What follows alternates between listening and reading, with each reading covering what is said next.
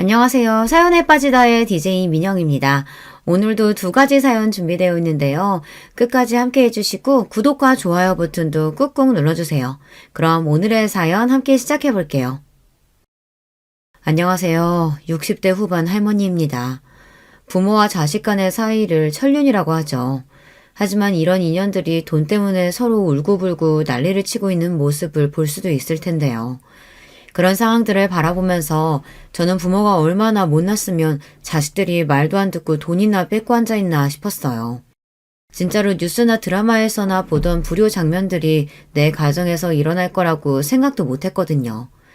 남편이라도 있으면 같이 해결이라도 할 텐데 혼자 자식놈들 혼내려고 하니 힘에 부쳤습니다. 하지만 부모로서 자식들이 잘못된 길을 가는데 보고만 있으면 안 되지 않겠습니까? 남편이 죽고 난 후 7년이 지났어요. 처음에는 매일 울기만 했습니다. 첫눈에 반해 결혼한 사이나 불같은 사랑을 한 사이는 아니지만 그놈의 정이 뭔지 남편이 가고 나니 절망과 무기력이 찾아왔어요.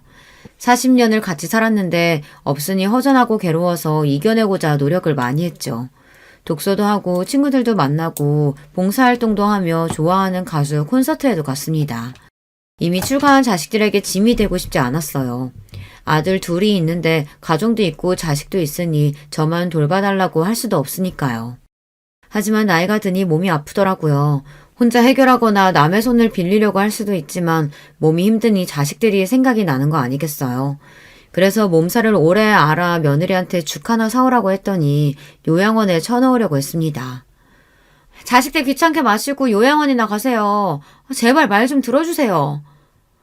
네, 어머니 요양원 가면 죽는 것도 아닌데 왜 그렇게 안 가세요?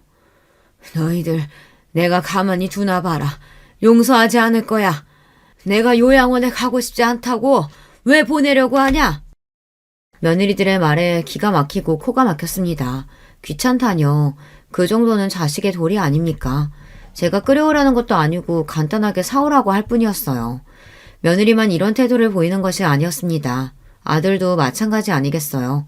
재산만 차지하고 기본적인 자식 도리를 하지 않았어요. 아들들이 다 장성해서 결혼해서 잘 살고 있지만 저를 그렇게 요양원에 놓고 싶어 합니다. 결국 친구인 변호사를 찾아갔어요. 소송을 해서 아이들을 혼내주었습니다.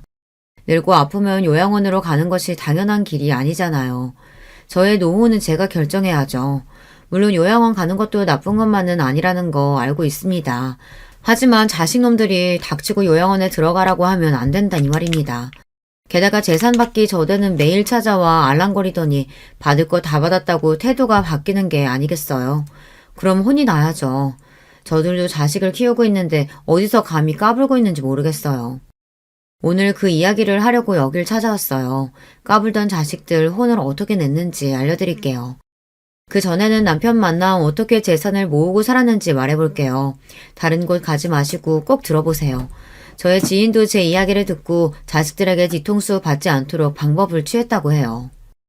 저는 고등학교 졸업하고 남편을 만났습니다. 집안 어르신이 맺어준 혼사였죠. 아버지가 거래한 공장 사장이었는데 32살 노총각이었어요. 지금은 30 초반이 늙은 것은 아니지만 그때는 결혼이 늦은 상태였어요. 남편은 성남에서 콩나물이나 두부를 만드는 공장을 운영했어요. 영선아, 좋은 사람이야. 어른 공경하고 착실해. 부모 공장 물려받았는데 검소하고 머리도 좋더라. 너보다 나이가 많은 건 흠이지만. 시어른도 있던데 시누이도 있고. 나 시집살이 시키려고 이러는 거야? 나 아무것도 못하는데. 엄마도 일찍 돌아가셨으니 배울 데도 없잖아. 아버지 손에 끌려 다방에서 선을 봤습니다. 남편은 저보다 10살이나 많은 사람이었어요. 공장을 운영했는데 시할머니를 모시고 살았어요. 시부랑 시모는 몇 년 전에 사고로 돌아가셨다고 했어요. 아버지 사업 실패로 갑자기 가세가 기울어져 급하게 한 결혼이었지만 남편은 그렇게 나쁜 사람은 아니었어요. 다만 말이 없었죠. 옛날 남자가 다 그렇듯이 말이에요. 초반에 스트레스가 많았는지 제가 임신이 잘 안 되더라고요. 어째 임신이 왜 안 되냐? 나이도 어린데. 걱정이 많구나. 신랑이 늙어서 그러냐? 할머니 죄송해요. 노력할게요. 그런데 병원에서는 아무 문제 없대요. 할머니 내버려 두세요. 이 사람 집에서 편히 살다가 새벽부터 일하고 정신없는데 임신이 그렇게 쉽겠어요. 가만히 기다려 줍시다. 나름대로 아버지 사랑받고 부족함 없이 자라다가 결혼해서 낯선 곳에 떨어져 있으니 긴장 상태의 연속이었어요. 새벽부터 일어나 밥도 해야 하지만 그중에서 점심때마다 10명 정도 되는 근로자에게 밥을 만들어주는 것이 힘들었어요. 공장 옆에 살림집이 있었거든요. 그동안 시할머니가 맡아서 하신 일이라고 합니다. 이 공장만의 특징이라고 해요. 집밥을 제공하고 가족처럼 지내서 퇴직률이 낮았습니다. 두부랑 순두부, 콩비지 같은 것을 만들어 시장이나 학교 등에 납품하던 곳이었어요. 공장이야 7시쯤 문을 닫지만 저는 그 후 계속 일을 했어요. 저녁에는 우리 가족들 식사를 준비해야 했지요. 가족은 시할머니와 남편, 그리고 저랑 시누이, 그리고 일을 도와주는 식모뿐이지만요. 시누이는 대학생이라 도와주지는 못했어요. 부러운 부분이 시누이였어요. 저는 대학도 못 가고 시집 오고 말았는데 공부를 잘하는 시누이는 명문대 학생이었죠. 언니, 제가 많이 도와주지는 못하지만 편히 대해줄게요. 오빠랑 싸우거나 할머니한테 혼나면 저한테 일러줘요. 언니 편 무조건 들게요.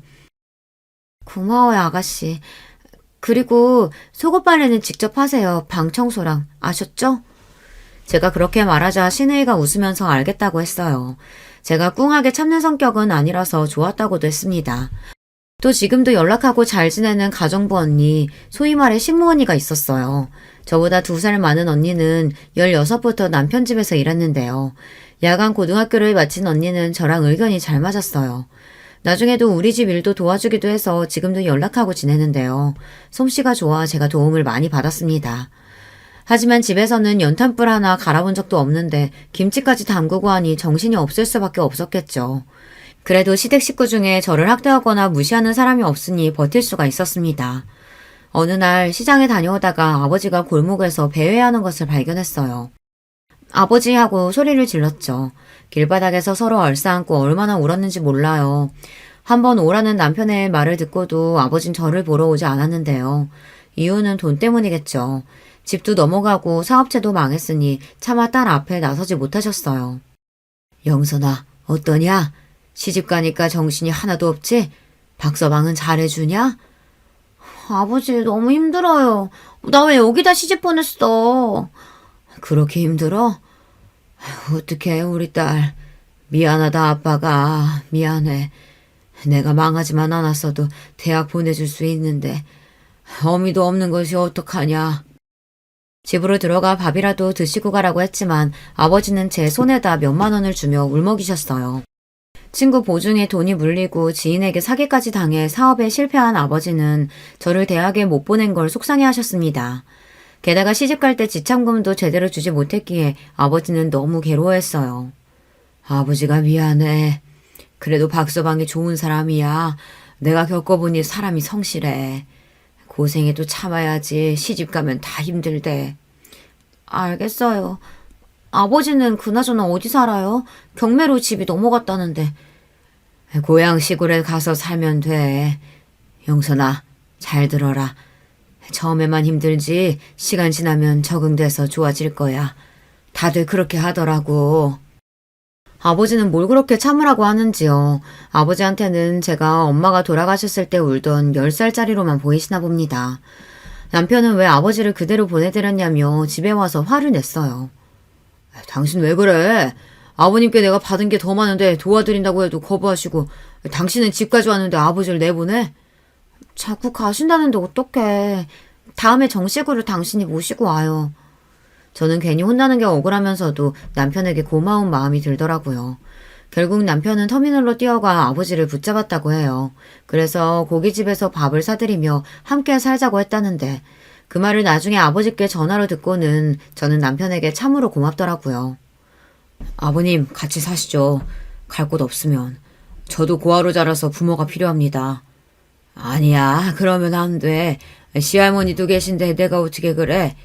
하나뿐인 우리 딸 잘 부탁해. 아버지는 남편의 손을 뿌리치고 고향으로 내려가셨어요. 나중에 알고 보니 아버지가 폐에 문제가 있었나 봅니다. 그 당시에는 임신과 출산으로 제가 정신이 없었어요. 2년 터울로 형제를 낳고 키우다 보니 아버지까지 생각도 못했어요. 시골에 사는 고모 할머니가 갑자기 연락이 오셨더라고요. 아버지가 큰 병에 걸렸다고 말이죠.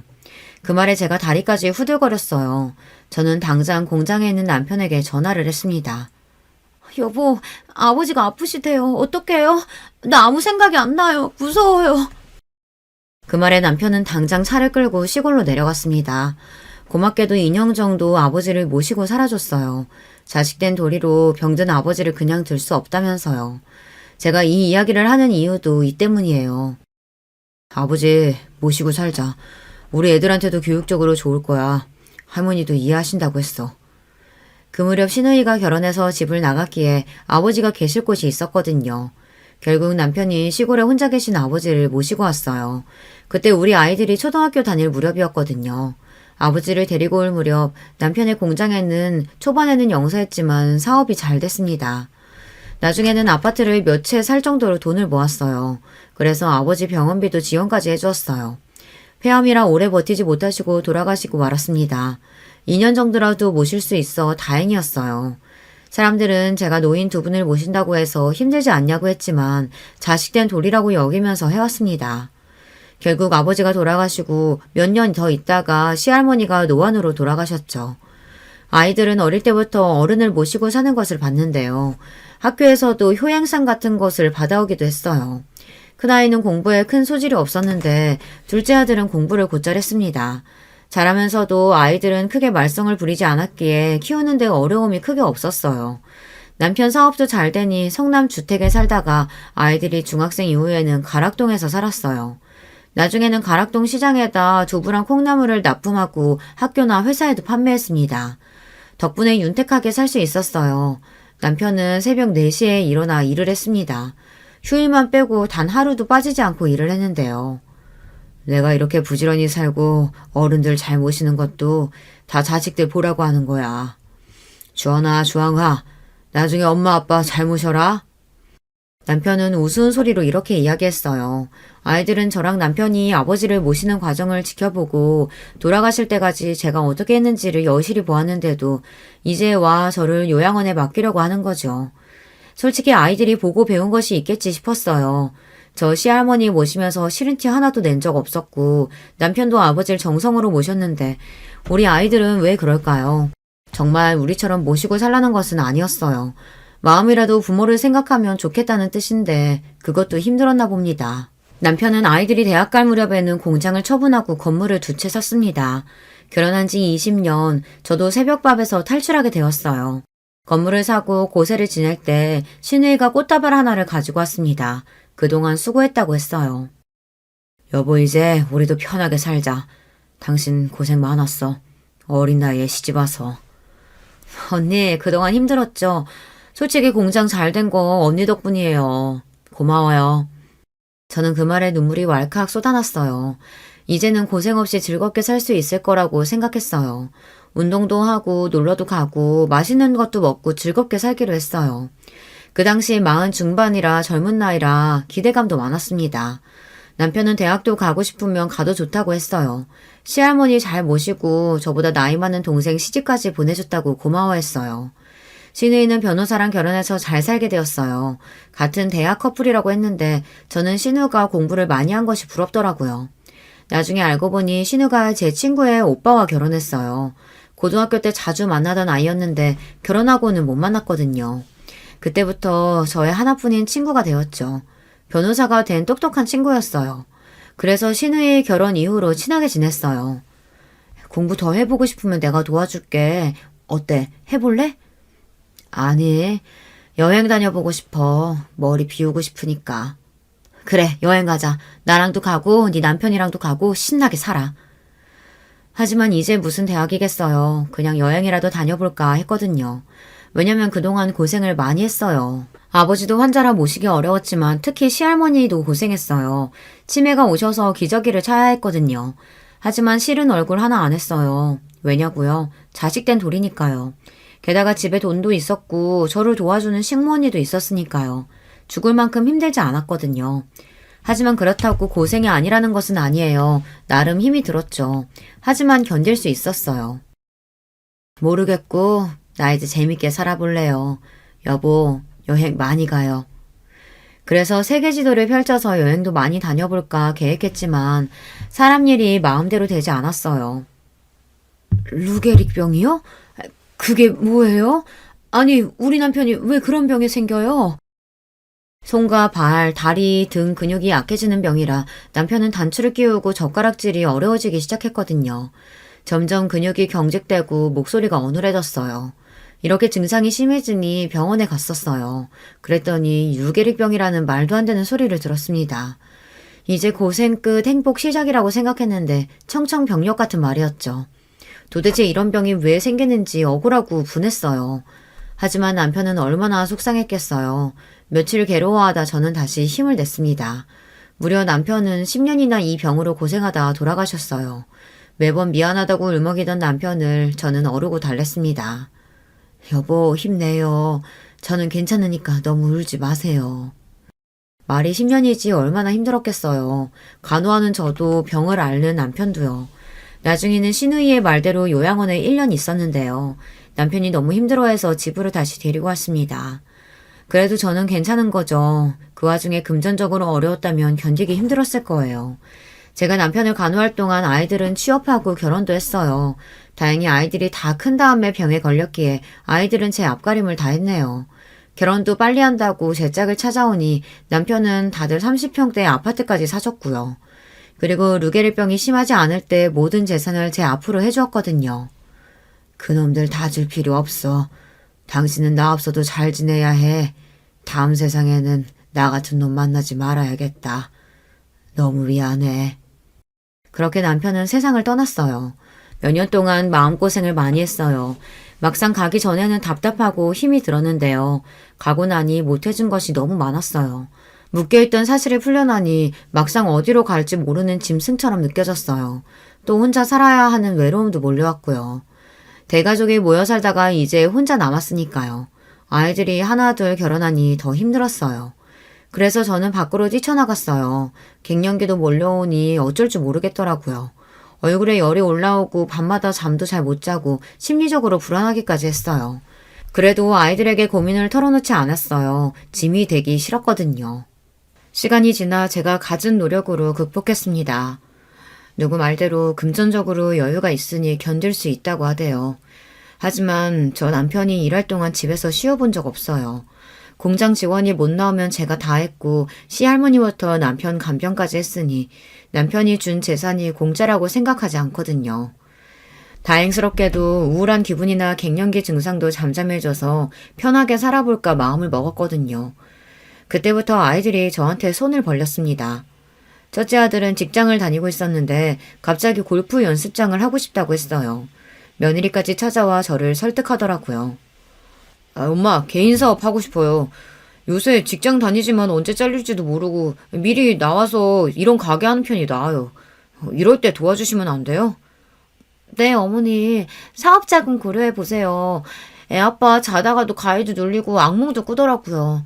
회사 일이 얼마나 힘들면 그러겠어요. 사람이 살고 봐야죠.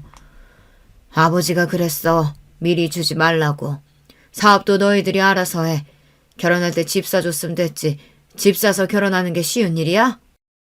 회사에서 사람들하고 관계가 안 좋아졌는지 그만두고 왔다는데 이제 마흔이 코앞인데 아이들도 커가고 걱정이 많다고 했어요. 남편이 죽기 전에 재산 분배 없다고 아예 못을 받고 돌아가셨기에 재산을 미리 주겠다는 생각이 없었고요. 어머니 그럼 투자하신다고 생각 좀 해보세요. 매출의 50% 드릴게요. 널 뭘 믿고 투자해. 사업도 처음인데 말이 되니? 게다가 푼돈도 아니고. 제가 반박을 제대로 하니 아들은 더 이상 말을 못했어요. 그랬더니 며느리가 작전을 바꾼 모양이에요. 물량 공세를 시작했어요. 제가 좋아하는 반찬을 만들어서 가지고 오고 쇼핑이나 미장원도 함께 가자고 했습니다. 어머니 이것도 드셔보세요. 제가 반찬 가지고 왔어요. 이따 목욕도 같이 가실래요? 시간이 되니? 안 된다고 했잖아. 그리고 매번 음식 안 가지고 와도 돼. 아니에요. 우리 윤치도 같이 왔어요. 할머니한테 그림 그린 거 보여드려. 첫 손주가 손녀라 얼마나 기뻤는지 몰라요. 아들만 키워서 그런지 예쁘고 귀여운 아이를 보니 기분이 좋아졌어요. 부모가 시켰는지 애까지 할머니 도와주세요 하더라고요. 첫째 며느리는 전업주부라서 그런지 매번 반찬과 음식을 가져왔습니다. 사업 자금을 위해서 저에게 딸처럼 살갑게 굴더라고요. 딸 하나를 기르고 있는데 소녀도 매일 데리고 와 옆에서 시간을 보냈어요. 어머니, 제가 잘할게요. 그러니 아범 한 번만 도와주시면 안 돼요? 매일 찾아와서 식사도 준비해드리고 윤지도 데리고 올게요. 남편이 편해야 저랑 윤지도 잘 지낼 수 있죠. 지키지도 못할 약속 하지도 마. 내가 그걸 어떻게 믿어? 그리고 사업을 왜 해? 직장 다니라고 해. 망해서 쪽박 차지 말고. 안 망해요. 저희 아버지 친구분이 하던 건데 매물이 괜찮게 나온 골프 연습장이거든요. 매출도 보장되고요. 저는 듣기 싫어서 물러가라고 했는데요. 그날 밤에 큰아들이 술 먹고 찾아왔어요. 대성통곡을 하며 울면서 직장을 구하기도 힘든데 어떻게 사냐고 울고불고 난리가 났어요. 한심해 죽을 뻔했죠. 하지만 어쩌겠어요. 고슴도치도 제 새끼는 예쁘다는데. 제 자식이니 한편으로 가슴이 아려왔어요. 엄마, 내가 매출의 50% 줄 테니까 말로만 하는 게 아니라 확실하게 투자하라고요. 제발, 아니면 다른 사람한테 넘어간대. 그래, 그럼 간이 증여사라도 써. 네가 50% 준다고 말이야. 그래, 골프 연습장 인수해 하고 단숨에 허락하고 싶지만 덥석 넘겨주면 돈 알기를 우습게 할까봐 그렇게 매출의 일정 부분을 달라고 단서를 걸었습니다. 그리고 종이에다가 증여하면 뭘 해주겠다고 서약서 같은 걸 써주더군요. 아들은 진지하게 생각을 안 한 모양이지만 저는 나름 진지했습니다. 역시 아들이 기가 죽어있는 모습을 보니 어쩔 수 없이 제 주머니를 열게 되더라고요. 5억 정도면 가능하다고 하면서 사업 계획서도 가져왔고요. 못 이기는 척 들어주고 말았습니다. 어차피 줄 재산이긴 했지만요. 제가 마음고생을 하다 보니 몸보다 정신이 힘든 것이 어렵더라고요. 잘해봐. 아버지가 힘들게 모아주신 거다. 함부로 날리지 말고. 처음인데 걱정된다, 엄마는. 예전에 아버지 봤지? 단 하루도 안 쉬셨어. 하지만 컴퓨터 앞에서 일만 했던 아들이 단번에 잘할 수 있을 거란 생각은 안 했지만 이렇게 도와주니 열심히 하지 않을까 싶었어요. 가게는 아침에 출근하고 퇴근하는 회사가 아니잖아요. 가게 주인이 솔선수범해야 장사가 잘 되는 법인데요. 매번 잔소리를 하고 싶은데 아들 스스로 무언가 알아내고 깨닫고 달라지길 기다리고 있었어요. 이렇게 첫째 아들만 돈을 해주니 둘째 아들도 득달같이 달려와 집을 옮길 테니 돈을 달라고 하더군요. 둘째는 공기업에 다니고 며느리는 교사거든요. 차근차근 적숙하면 집을 늘릴 수가 있을 텐데요. 주말마다 아이들을 데리고 저를 찾아왔어요. 어머니, 이번 주말에 캠핑 가면 어때요? 아는 선생님이 쿠폰을 주셨어요. 그래, 엄마 같이 가요. 맨날 아버지 간호만 하셨는데 답답하잖아요. 너희들이 웬일이야? 맨날 주말에는 바쁘다고 했잖아. 한번 오라고 하면 시간 없다 바쁘다 하면서 차일피일 오는 날짜 미루더니. 여행? 캠핑? 무슨 이유니? 어머니, 그냥 애들이 할머니랑 놀러 가고 싶다고 하니까 온 거죠.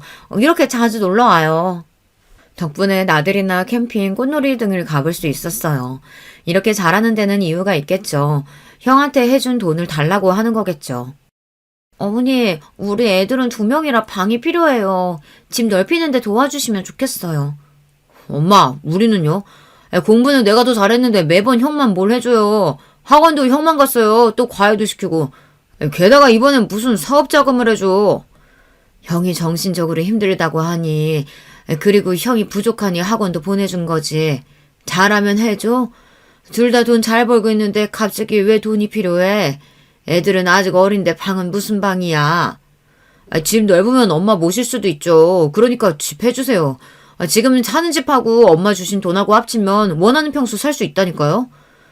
그걸 어떻게 믿니? 사주고 나서 나 몰라라 하면 어떡하라고. 너희들도 증명서 하나 써. 형도 썼다.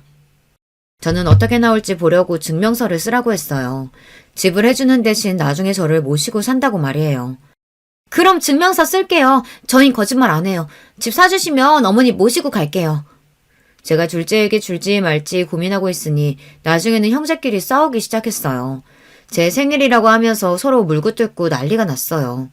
손주들이 아직 어린데 그 꼴을 보자니 기가 막히더군요. 며느리까지 서로 남편과 편을 먹어 패싸움처럼 퍼지네요. 내가 힘들어서 엄마한테 좀 도와달라고 했는데 그걸 시샘 내리냐? 직장 생활이 힘들지 그럼 쉬워?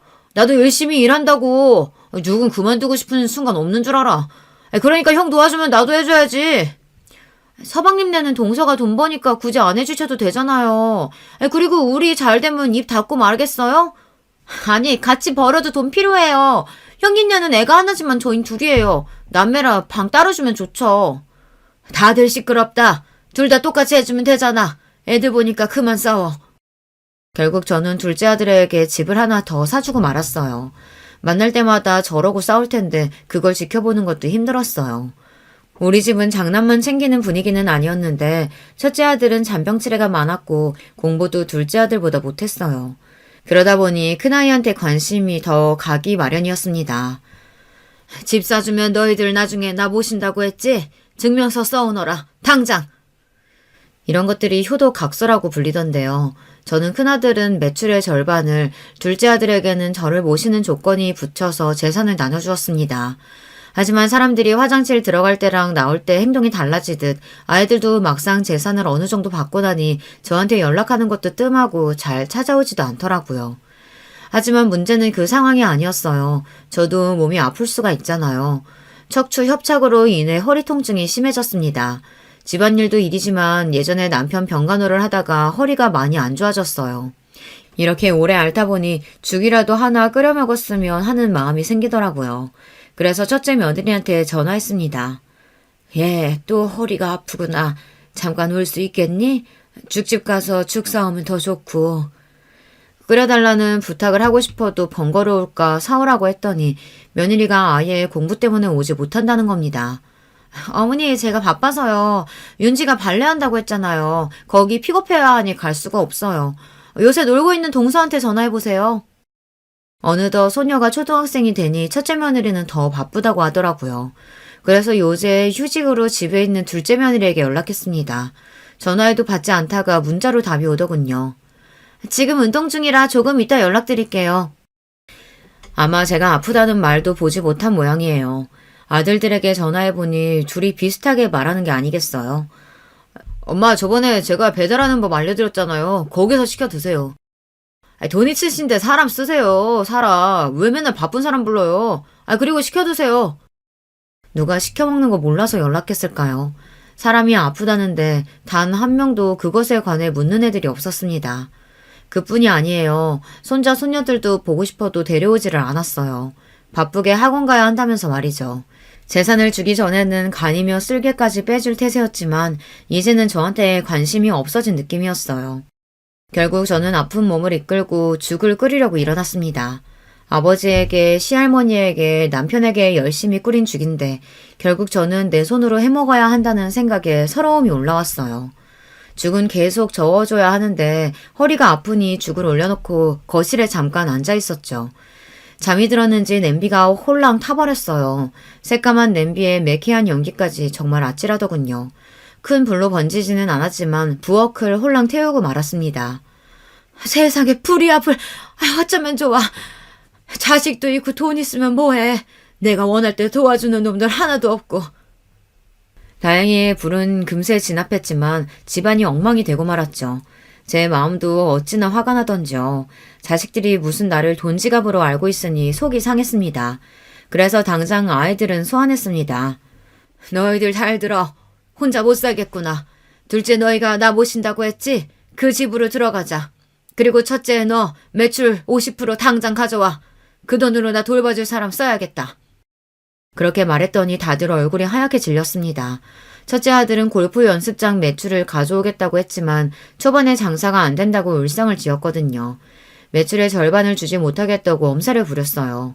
둘째 아들은 큰 집을 사줘도 같이 살기는커녕 집에 초대한 적도 없어요. 골프 연습장 해주면 매출 절반 준다며, 집 사주면 나랑 같이 산다며. 그런데 죽 하나 사오겠다고 하는 인간이 없어? 죽 배달시켜 먹어? 배달시킬 줄 몰라서 그러냐? 사람이 아프다는데 들여다볼 생각도 안 해. 저는 그렇게 말하면 죄송하다, 다시는 안 그러겠다, 큰 불이 안 나서 다행이다 이럴 줄 알았습니다. 제가 아이들을 순진하게 본 걸까요? 전혀 그러지 않더라고요. 매출 50%를 어떻게 줍니까? 말이 쉽지. 그리고 아버지 재산 물려받은 건데 엄마가 하도 강경하게 나오니 그런 거고. 그렇게 죽 드시고 싶으면 요양사라도 제가 매일 배달 불러드릴게요. 그분이 해주면 됐죠? 큰 집에 오셔도 사람 없어요. 제가 회사 가고 애들은 학교 가고 집사람은 요즘 공부 새로 시작해서 바빠요. 그렇게 죽이 드시고 싶으시면 요새 실버타운 좋은 데 많다는데 가실래요? 요양사 실버타운이란 단어가 나오자 며느리들이 반색하며 좋아하더라고요. 네, 어머니, 실버타운도 좋아요. 제가 아는 지인 부모님도 가셨는데요. 거기 가면 의사부터 영양사까지 다 있고 중간에 취미활동도 할 수 있고요. 알아봐 드릴까요? 네, 이제 아이들도 공부하느라 바쁘면 저도 덩달아 바빠져요. 요새 입시는 초등학교 때부터 준비해야 돼요. 좋은 요양원도 많으니까 가보실래요? 이러는 게 아니겠어요. 물론 제가 요양원이나 실버타운이 싫다는 것이 아닙니다. 상황이 생기면 가야죠. 그런데 자식놈들 하는 짓을 보세요. 돈 달라고 할 때는 언제고 약속 하나 안 지키면서 이제 요양원이라뇨. 이런 꼴 볼까봐 남편이 돈 미리 주지 말라고 했거늘 분통이 터졌습니다. 얘들이 뭐라고 하는 거야? 내가 바본 줄 아니? 골프 연습장 가보니 이 동네에서 가장 인기 있는 연습장이라고 하던데 주말에 손님이 제일 많고 그리고 둘째네도 그렇지. 경비원한테 물어보니 외할머니 외할아버지는 자주 온다고 하던데 얼마나 자주 가면 경비원이 알아? 돈은 나한테 뜯어가고 나한테 죽 하나 끓여줄 인간이 없어? 그게 엄마 돈이야? 아버지 재산이잖아요. 어차피 우리 물려줄 돈이라니까. 그러니까 내 말이 우리 몫을 주는 걸 왜 그렇게 공치사해요? 죽 사서 만들 돈 없으신 것도 아니잖아요. 왜 그렇게 죽 타령을 하세요? 편안하게 앉아서 아버지 재산 그대로 받아놓고서는. 뭐? 편안? 나 시집와서 아버지 돌아가실 때까지 편안하게 있어 본 적 없어, 이놈들아. 그 공장도 내가 다 뒤에서 지어놓으니까 돌아간 거지. 아버지 재산 아니야. 내 재산이기도 해. 너희들 진짜 1억이니? 이렇게 막 해도 돼? 내가 그렇게 키웠니? 억장이 무너진다는 것이 이런 상황에서 나온 말인가 봅니다. 기가 막혀서 말도 안 나오더라고요. 내가 가만히 앉아 밥이나 받아 먹었으면 억울하지도 않았겠죠. 새벽에 제일 먼저 일어난 사람도 저였고 마지막 잠든 사람도 저입니다. 아마 같이 산 식모 언니가 알겠죠. 일하는 사람 시킬 수도 있지만 아내로서 엄마로서 며느리로서 해야 할 일이라고 생각했어요. 그런데 다른 건 몰라도 자식놈들이 이렇게 말하면 안 되는 거잖아요. 싸움이 길어지니 하나 둘 핸드폰만 만지작거렸어요. 당장 꺼져! 너희들 내 눈앞에서 사라져라! 꼴도 보기 싫구나! 제가 소리를 지르니 하나 둘 자리에서 일어나더라고요. 자식놈들 키워봤자 소용없다고 하던데 이래서 그런가 싶었습니다. 그렇다고 제가 울고 괴로워하기도 싫더라고요. 기분만 더 서러워질 뿐이니까요. 남편이 떠나도 저를 위하는 건 제 자식이 아닌 예전 식모 언니였어요. 남편 없으니 속이 허전하지 이러면서 가끔 찾아와 밥도 먹고 이야기도 나눴습니다. 아들이라도 그렇지 엄마가 어떤 마음으로 사는지 살펴보는 것이 자식의 도리 아닌가요? 저도 아버지 마음을 다 헤아리진 못해도 매일 사무치게 그립던데 우리 자식들은 제가 그런 존재가 아닌가 봅니다. 이때 식모 언니가 말한 이야기가 떠올랐습니다. 70을 넘긴 언니의 음성이 왜 이 순간에 떠올랐을까요? 자식도 다 소용없어. 남편도 그렇고. 나 속 뒤집어지는 거 아는 건 나뿐이더라. 그러니 밥 잘 먹고 단단하게 마음 먹고 살아. 돈은 꼭 쥐고 말이야. 자식 진짜 소용없어. 언니의 말이 이 순간 제 가슴을 치고 갔습니다. 어리석게도 저는 자식들이 이렇게까지 형편없을 줄 몰랐어요. 누가 누굴 탓하겠어요. 이렇게 만든 것이 부모인 제 탓이라는 생각이 들었습니다. 아이들이 빠져나간 자리 저는 울지 않으려고 이를 꽉 물었습니다. 서럽다고 느낀 순간 제가 무너질 것만 같았거든요. 그렇게 몇 분간 앉아있다가 문득 카디건 하나가 눈에 보였습니다. 첫째 며느리가 두고 간 모양이었어요. 아무리 자식 새끼들이 묘워도 제가 어미이다 보니 날이 추운데 감기라도 걸리면 안 되지 않겠어요. 그래서 서둘러 핸드폰 하나 들고 아파트 지하주차장으로 내려가 보았어요. 시모가 화가 나 있으니 오지 못할까 싶었거든요. 거기서 용서하지 못할 대화가 오고 가더군요. 저는 아이들 앞으로 가지 않고 벽에 서서 대화를 듣고 말았습니다. 너무 놀라서 다가가지도 못하겠더군요. 아니 어머니 왜 그런 거야? 동서네가 모시고 간다고 했으면 데리고 가야지. 그러니까 노인네가 시위하듯 죽 사오라고 난리를 치잖아. 우리가 왜요? 그러는 형님은 매출 절반 준다고 했으면 줘야죠. 그러니 죽 타령하는 거죠. 돈 달라고 하면서요. 그래서 피해자는 우리예요, 우리. 재수씨, 그 절반 그냥 노인네가 하도 안 준다고 하니까 해본 말이고, 같이 산다고 했으니 사셨어야죠. 사돈 어른들 오라고 우리 엄마가 재수씨 집 사준 거 아니잖아요. 형, 말이라도 그렇게 하지 마. 장인 장모 가끔 온 거야. 그리고 부모는 장남이 모셔야지. 뭐 말 같지도 않은 소리래. 돈 가져갔으면 형이 더 많이 가져갔을걸? 학원비부터? 너 무슨 학원비 타령이냐 맨날. 공부 좀 했다고 유세야? 그렇다고 서울대도 못 간 놈이 무슨 불리하면 학원이니 과외니 난리야 진짜. 하여간 이 새끼는 형 무서운 줄 모른다니까. 좀 맞아볼래? 한두 마디 오가던 설전이 아예 주먹 다짐으로 오가는 순간이었습니다. 나이가 몇 개인데 길에서 싸움질인지 제가 나가 말리려는 순간 첫째 며느리가 그만둬요라며 소리를 질렀어요. 그러면서 그제야 마음의 소리를 거침없이 해댔습니다. 요양원이든 뭐든 아무 곳이나 처가라면 가는 거지. 노인네가 자식들 귀찮게 하고 그래. 저는 그 이야기에 진짜 그대로 얼어버렸으면 좋겠다고 생각했어요. 귀찮다뇨. 제가 뭘 잘못했는데요. 누구 하나 심하게 말했다 하지 않고 둘째 며느리가 말을 덧붙였습니다. 양심이 있으면 빨리 꺼져줬으면 좋겠어요. 형제들 싸우고 이러는 게 좋아요. 오늘도 그래요. 우리 애들 학원 못 데려다 줬어요. 내가 미쳤다고 학교 그만둔 줄 알아요? 자식들 돌보려고 한 거죠. 우리 아버지 엄마도 학원 픽업 때문에 오신 거라고요. 그것도 모르고 죽타령이 나와요. 진짜 미쳤어. 아무것도 모르고 시부 품에 귀염받고 살다가 이제 없으니까 불안한 거지. 죽은 갑자기 왜 사오라고. 귀찮아 죽겠어 진짜. 며느리들 마음대로 떠드니 그제야 아들들이 끼어들었지만 더 가관이었습니다. 윤지 엄마 시끄러워. 그러니까 내가 머리 쓰라고 했지. 죽 사다 줬으면 됐잖아. 노인네 하나 달래지도 못하냐? 예전에는 잘했으면서. 당신도 가끔 찾아갔으면 이런 일 없잖아. 학교는 왜 관뒀어? 그래도 엄마 진짜 우리 집이라도 오시겠다고 하면 어쩔래? 다시 학교 나가. 그게 낫겠어. 말도 안 되는 소리를 왜 해? 무슨 어머님 무서워서 직장을 다녀. 웃겨 진짜. 그러니까 며느리들이 무슨 잘못이에요 다들. 하여간 노인네가 요양원 가라고 하면 가는 거지. 나이 처먹고 자식들 힘들게 하고 그래. 양심이 있으면 당장 꺼져줬으면 좋겠어 진짜. 이제는 더 이상 참을 수가 없더라고요.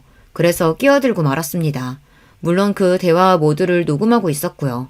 변호사 친구가 말하길 자식들이 어이없는 말하면 다 녹음하는 것이 맞다고 했거든요. 윤지 엄마야, 너 뭐라고 했냐? 도저히 참을 수가 없어서 아이들 앞으로 걸어나와 며느리 앞에 카디건을 던져버렸습니다.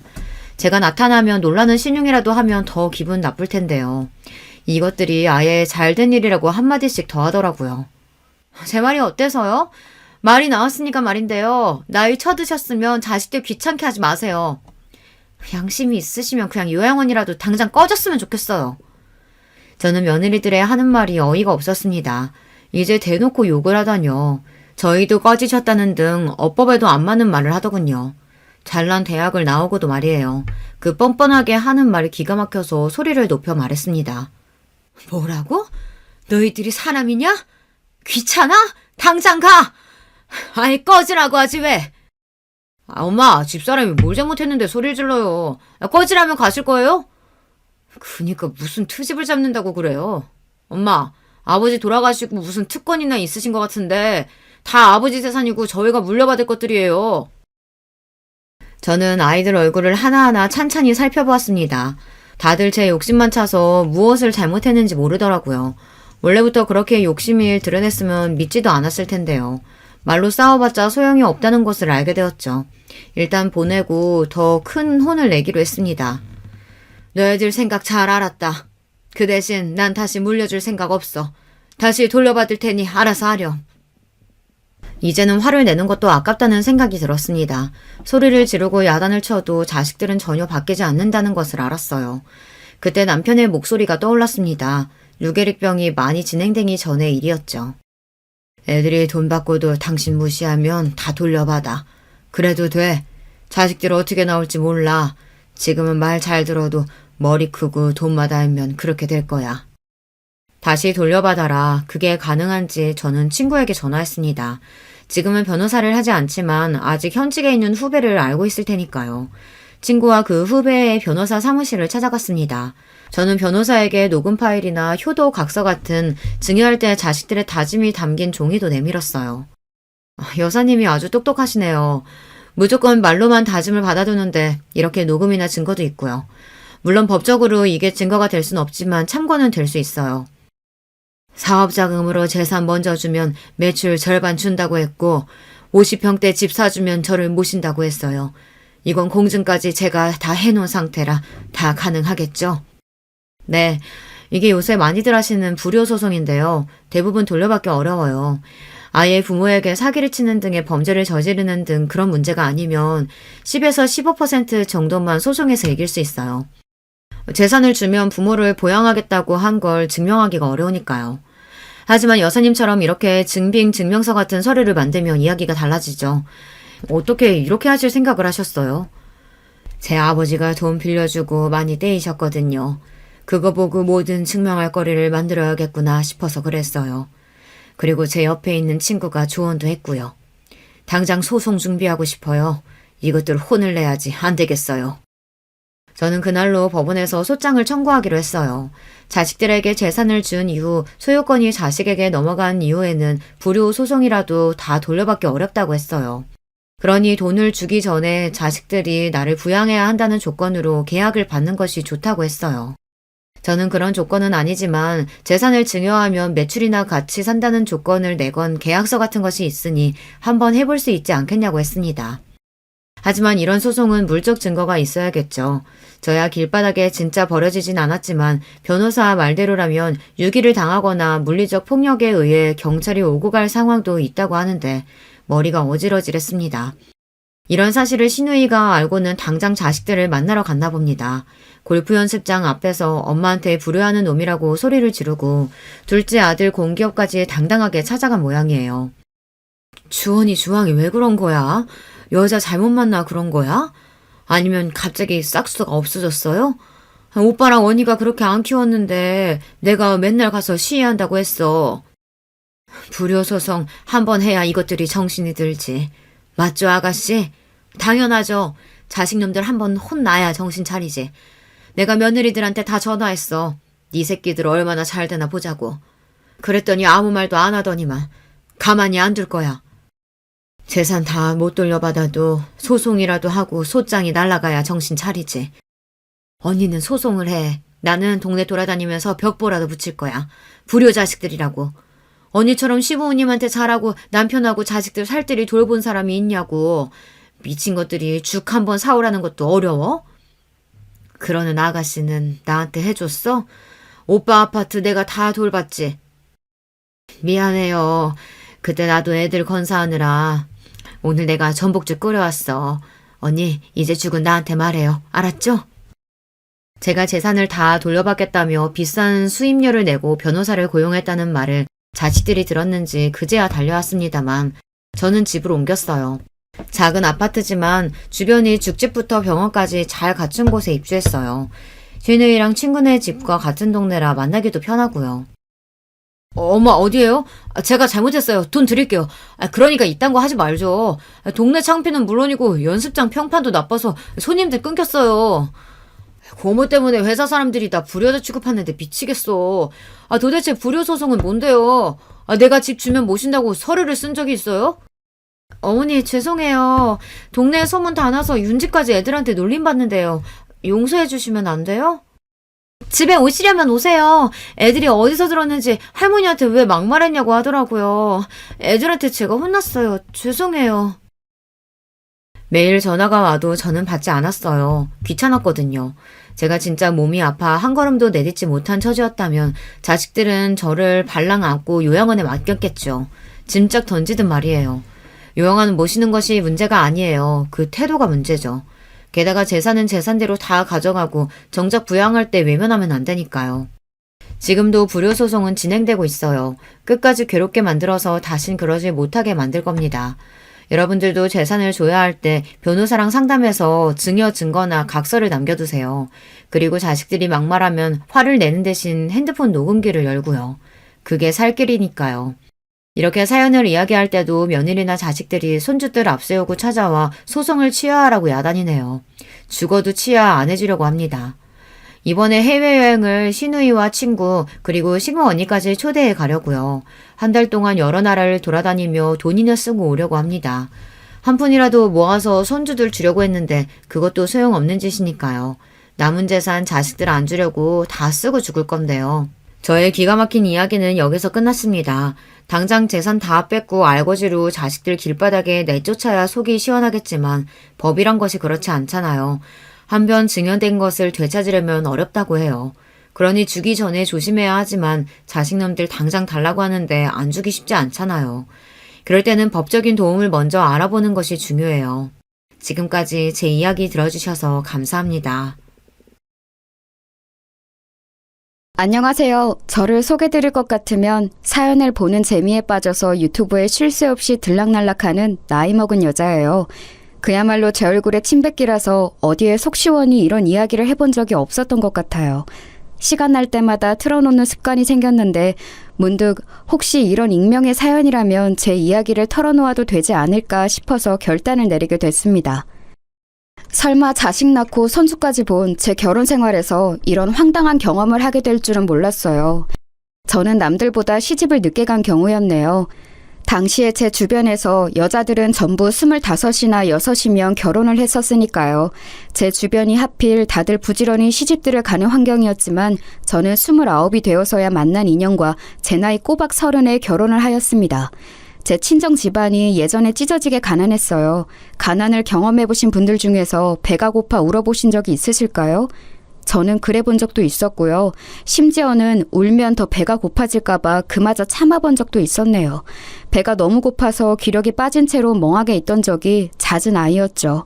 그 시절 다 같이 힘들고 어려웠던 시절이었음에도 친정 집안은 형편이 유독 어려웠어요. 저는 그게 다 친정아버지가 하도 귀가 얇고 팔랑거려서 그랬다고 생각합니다. 친정 엄마의 속만 문드러져 갔죠. 기껏 힘들게 벌어서 모은 푼돈, 애들 아빠라는 인간이 어디론가 홀라당 다 까먹어버렸으니 살맛이 안 난다. 그딴 것도 어떻게 가장이라고 할 수 있을까? 차라리 없는 게 낫지. 당신 그거 나 들으라고 하는 소리야? 나라고 일부러 그러고 싶었던 줄 알아? 그게 다 처자식들 먹여 살리려고 더 잘 되어 보려고 그런 것이었잖아. 좋은 마음으로 그랬다가 돈을 잃은 것뿐인데 왜 나를 두고두고 원망해? 내가 당최 기가 죽어서 살 수가 없어. 살 수가 없으면 그냥 죽지 왜 살아? 대체 왜 아등바등 계속 살아서 우리를 힘들게 하냐고. 나는 당신하고 결혼한 게 내 인생 최악의 실수라고 생각해. 이런 지독한 게 결혼이라면 나는 내 자식들이 절대 결혼 안 하고 혼자 살았으면 좋겠어. 가장 착잡했던 사실은 친정아버지의 변명이 진심이었다는 것이죠. 그런 분이셨어요. 아기는 결코 없는 게 결과물은 아주 나쁜 사람이요. 나이에 맞지 않게 순진무구하고 있어 챙기실 줄 모르고 남 얘기 잘 듣고 잘 넘어가고 잔정 많으시고 그런 분이 친정아버지셨고 하도 대일 대로 대이신 친정엄마는 저를 비롯한 당신의 자식들에게 당부를 하셨습니다. 이악 물고 어떻게든 살아남자고 그리고 절대 결혼은 섣불리 하지 말라고 말입니다. 남이었으면 좋았을 것 같아. 하다못해 친척이었으면 사람 참 좋다고 추켜 세워줬을 거야. 그런데 내 남편으로는 너무 힘들다. 착하고 무른 게 능사인 줄 알아? 얘들아 잘 들어. 사는데 그런 게 도움되고 필요한지는 몰라도 성공하는 것에는 필요 없어. 가난이라는 것에 한이 맺혀간다. 끝이 안 보이니까 너무나도 지쳐가. 너희들은 이 엄마처럼 살지 마라. 그딴 한량과 결혼해서 밑빠진 독에 물이나 붓고 살 바에는 차라리 결혼 같은 거 하지 마. 혼자서 독수공만 하다가 늙어 죽는 게 낫지. 저는 결심했습니다. 친정엄마의 말씀을 따르겠다고요. 너무나도 마음고생하시던 모습을 많이 봐왔으니까요. 눈 맞으면 살림 차리고 순정 바쳐서 연애했던 그 시절, 미천 하나 없어도 서로만 보며 백년가액을 맺고는 했던 시절. 그러나 저를 비롯한 친정의 형제들은 결혼을 아무도 일찍 안 했습니다. 친정엄마께서 하도 곡소리를 하셔서 그랬나 봐요. 가장 이르게 결혼한 사람이 28 나이, 늦가을에 시집간 언니였을 정도였네요. 형부는 나름 교육자 집안이라 할 수 있는 배경을 지니고 있었기에 형편이 안정된 인물이었습니다. 키만 좀 컸지 얼굴 인물은 별로였어요. 성격도 무척 예민하고 까칠한 편이었죠. 그래도 언니가 안정된 배경 하나만 보고 결혼을 한 거예요. 저도 비슷했네요. 무능력한 친정아버지, 그리고 그런 배우자에게 질색을 하며 학을 떼었던 친정엄마를 보고 자랐던 저는 무조건 남편의 능력만 보았습니다. 제가 잘난 사람이 아니다 보니까 굉장한 상대를 만나는 건 말도 안 되는 일이었죠. 그래서 제 수준에서 만날 수 있는 최대치의 남자를 만나고자 했어요. 그러던 와중에 남편을 만나서 단 5개월 만에 속전속결로 결혼을 해버렸습니다. 시댁은 당시에 작은 공장을 운영하기 시작한 직후였고 저는 남편을 내조하면서 공장의 잡일을 도와가며 그렇게 열심히 살았어요. 제 성실한 구석 하나만 보고 저를 허락해 주었던 시댁 사람들을 제가 기어이 만족시켰죠. 아집이 강한 남편하고는 솔직히 이런저런 마찰이 있었지만 반지하 단칸방에서 화목하게 사느니 점점 집을 넓혀가는 재미를 느끼며 남편과 냉전을 치르며 사는 게 낫다고 여겼습니다. 친정의 영향을 강하게 받아서 그랬나 봐요. 다른 의미로도 저는 친정의 영향을 강하게 받았는데 그건 바로 우는 소리를 그렇게 하시면서도 친정엄마께서는 끝끝내 당신의 무능력한 배우자를 저버리지 않은 채 끌어안고 가셨죠. 저는 그 면모를 봐왔기 때문에 사업하는 남편이 도중에 얼마나 독불장군처럼 굴든 말든 꿋꿋하게 인내하며 아내로서의 역할, 엄마로서의 역할을 다 해냈습니다. 한 번도 도망친 적 없었고 최선을 다하지 않은 적도 없었네요.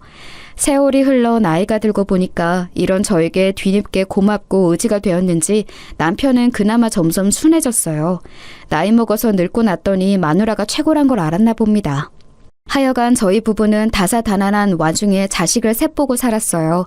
큰아들은 장남이라는 이유로 저희 부부의 전폭적인 지원과 기대를 받으며 자랐고요. 결혼 정년기에 딱 맞춰서 장가를 보냈는데 이때 저희 부부가 힘 좀 썼죠. 왜냐하면 큰며느리가 부잣집 고명딸이었거든요. 둘은 동갑내기였습니다. 큰아들은 자기 조건이 떨어지는 것 같다면서 걱정을 했고 어떻게든 꼭 결혼을 성사시키고 싶다고 하길래 저희 부부가 나섰던 것이죠. 장남을 좋은 집안과 맺어주느라 애 많이 썼었네요. 큰아들 본인이 욕심냈던 그 결혼 기껏 할 수 있도록 해줬더니 시간이 지나니까 큰며느리하고 자잘한 불화를 일으켰어요. 큰며느리는 워낙 자기 친정에서 귀한 대접만 받고 자라서 그런지 성격이 대쪽 같고 쉽사리 자기 뜻을 굽히거나 양보하지 않는 인물이었습니다. 애 낳고 잘 사나 싶었건만 그런 배우자에게 큰아들이 점차 심신이 지쳐가는 모양이었어요. 언제부터인가 걸핏하면 별거를 하느니 마느니 하는 얘기를 쉽게 입에 올렸습니다. 저는 얼른 그런 큰아들을 나무랐었죠. 애 생각해서라도 우선 참아야지. 나라고 해서 내 큰며느리가 콧대 높고 성질 드센 것 어디 모르겠니? 다 알아. 네가 언제까지고 참고 살 성미도 안 된다는 건 역시 다 알고 있었어. 그래도 이 결혼 네가 하겠다고 당시에 하도 우겨대서 졸라댔던 것을 잊으면 안 되지. 책임감을 가지고 살아. 제가 남편을 꾹 참고 잘 살아온 것을 큰아들도 뻔히 알고 있었기에 제 앞에서 반백할 엄두가 안 났을 것입니다. 그런데 몇 번 나무라고 잘 달래보았건만 큰아들은 속에 든 불을 꺼트리질 못했어요. 결혼 생활에 대한 불만을 자꾸만 툴툴대며 늘어놓았죠. 어느 주말에 저희 식구들끼리 다 모여 있었고 큰며느리는 없는 자리였는데 저희 딸이 자기 큰오빠한테 기어이 한 소리 날리더라고요. 아, 큰오빠! 남자가 왜 그렇게 구시렁구시렁 말이 많아? 그런 투정 듣는 것도 한두 번이지 맨날 들으려니까 짜증나 죽겠어. 큰 새언니한테 이혼하자고 선언할 자신은 없고 자기 가족들한테 우는 소리 할 마음은 들어? 물에 빠지면 아주 입만 동동 뜨겠어. 자기 할 말 다 하고 사는 집사람 만나서 늘 짜증났었는데 이제는 내 여동생까지 이러네. 집안 여자들이 다들 어쩌다 이렇게 됐는지 모르겠다. 야, 너는 제발 네 작은 새언니 좀 보고 배워라. 모름지기 여자란 저래야 하는 거야. 큰아들이 말에 자연스레 모두의 시선이 한 사람에게로 향했죠. 바로 제 작은 며느리에게 말입니다. 큰아들이 결혼생활 지친다고 우는 소리를 하도 하느라 집안 분위기가 뒤숭숭한 지 몇 달째였는데 그 와중에도 작은 며느리는 늘 조용했습니다. 차분했으며 고요했죠. 큰아들 입에서 자기가 거론되자 작은 며느리가 조용한 목소리를 냈어요. 저는 아주버님을 다들 이해해줘야 한다고 생각해왔어요. 얼마나 속이 답답하시면 저러시겠어요. 그쵸, 어머님? 제 말이 맞죠? 은근히 저에게 질문을 돌리길래 제가 얼른 정신을 차리고 맞다면서 맞장구를 쳐주었습니다. 저도 가만히 생각해보니까 그간 너무 격앙된 상태로 큰아들만 나무랐나 싶었거든요. 큰며느리에게는 잔소리를 안 하고 큰아들에게만 참으라고 하고 있었으니 무정한 엄마인 것 같았네요. 큰아들에게 내심 미안하다는 생각이 들던 참이었는데 작은 며느리가 그렇게 말을 해주니까 제가 얼른 그 의견에 함께했습니다. 그러자 딸이 신경질을 부리더군요.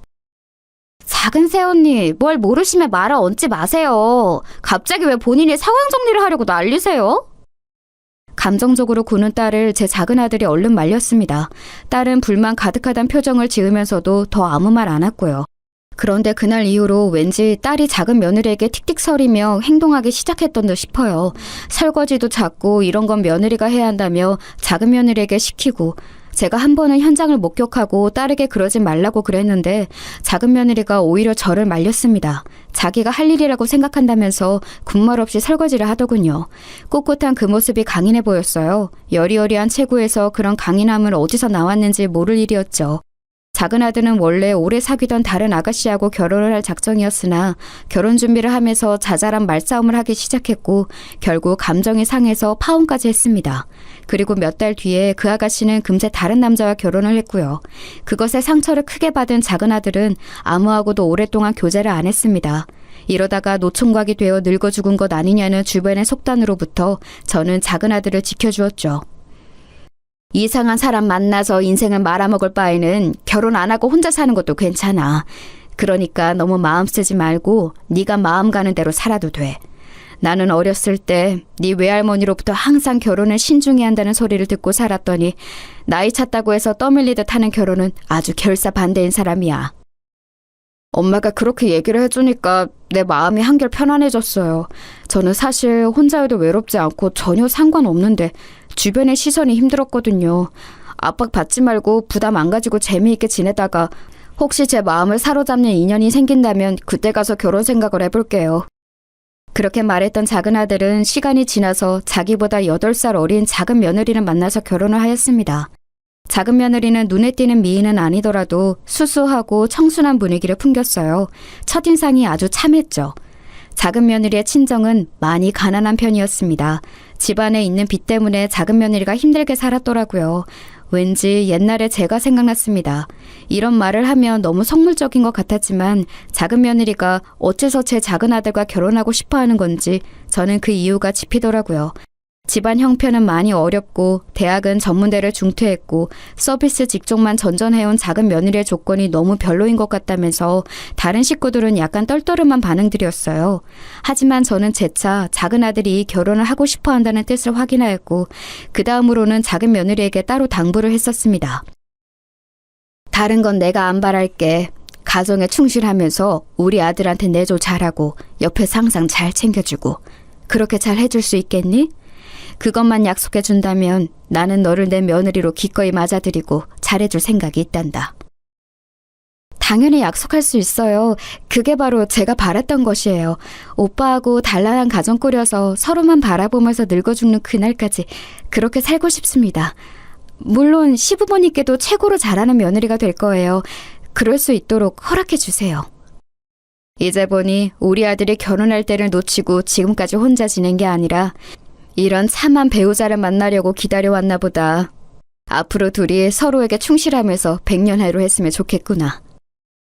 저는 작은 며느리의 손을 맞잡았었죠. 다른 가족들에게는 작은 아들이 나이가 찰 대로 찬 상황인데 결혼 상대를 재고 자시고 할 게 뭐 있냐는 논리를 댔습니다. 그렇게 단박에 설득을 시켰죠. 작은 며느리는 그 약속대로 너무 잘 살아줬어요. 결혼하고 1년을 채우기 직전에 아이가 태어났고요. 자기 남편과 아이를 최우선으로 두고 자기 시댁에도 살뜰히 잘하고 그런 인물이었어요. 시간이 흘러 어느새 작은 손주가 이제 초등학교를 들어가게 된 참이었고요. 이렇게 잘해온 작은 며느리가 딸에게 핀잔을 당하며 지내는 것 같아서 제가 너무 면목이 없었습니다. 미안하다. 나도 어쩔 수 없이 팔은 안으로 굽는가 봐. 우리 딸한테 내가 따끔하게 잔소리를 한다고 하는데도 그게 부족할 수밖에 없네. 우리 딸이 나이만 먹었지 철이 없어. 성숙하고 의젓한 네가 이해해 줄 수 있을까? 어머님, 세상 무슨 말씀이세요. 저는 솔직히 아직까지도 저를 며느리로 받아주신 어머님께 늘 감사한 마음을 가지고 있어요. 민준이 아빠가 그때 아무리 저랑 결혼하고 싶다고 했다고 한들 어머님께서 만약 안 된다고 하셨으면 안 될 일이었다고 생각해요. 그러니까 저는 어머님께 특히 감사합니다. 저는 이 집안의 일원이 되어서 매일매일 행복해요. 그러니 그런 말씀은 거두세요. 얘가 나를 오늘 작정하고 비행기 때문에? 네 시합이도 있는데 왜 나한테만 특별히 감사하다고 하니? 에이, 어머님. 그런 것에 있어서 실세는 어머님인 거 옛날 그때부터 저는 다 알고 있었어요. 집안 문제는 어머니께서 꽉 쥐고 계셨잖아요. 지금도 그렇고요. 이렇게 말씀드리면 저 혹시 너무 건방져 보이려나요? 할 말 다 해놓고 겸연쩍어 하는 것, 작은 며느리는 이런 인물이었죠. 고슴도치라는 동물이 크지도 않고 생긴 것도 아기자기한 이목구비에 조용조용하지만 몸에 가시를 두르고 있는 것처럼 뭔가 그런 종류의 의외성이 작은 며느리에게는 늘 있었던 것 같습니다.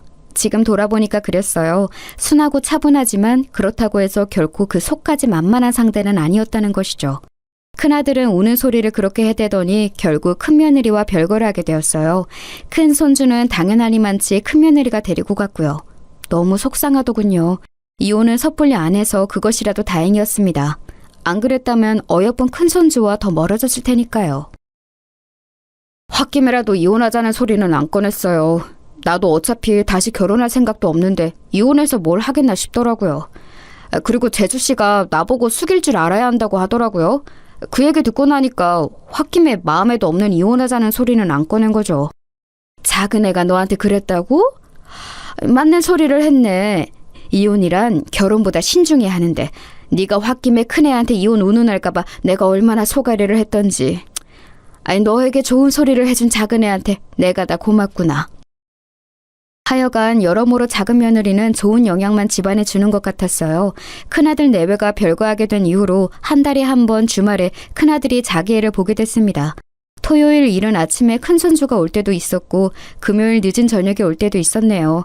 그런데 어느 하루는 애가 오기로 한 주말에 큰아들이 낚시 약속이 잡힌 거예요.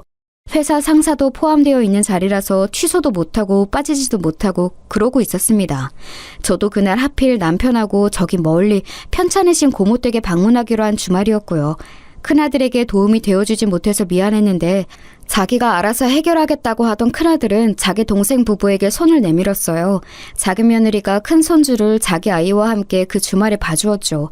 집안일이라면 안 가리고 나서는 살신 성인의 착한 부인을 맞은 게 자기 복이라면서 작은 아들이 그때 무척 싱글벙글 웃었던 것으로 기억을 합니다. 성격 차이로 별것까지 하게 된 큰아들 부부와 비교가 되면서 더욱 작은 아들 부부가 화목하고 든든해 보였네요. 그러던 어느 날 작은 아들이 조금은 갑작스럽게 해외에서 근무를 하게 되었어요.